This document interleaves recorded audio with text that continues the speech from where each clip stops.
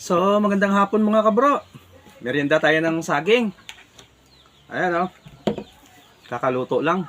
Naglaga ako ng saging para may merienda tayo. Shoutout nyo pala sa mga minamahal natin followers. Merienda po tayo ng saging o. Mainit-init pa. Sa mga OFW po natin dyan, kumusta na po kayo? Merienda tayo o.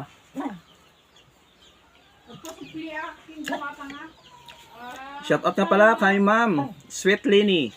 Ma'am, thank you so much sa binigay mong stars na naman. Thank you talaga, Ma'am. Shoutout nga pala sa mga star sender natin dyan. Kumusta na po kayo? Oh no! Tamis oh.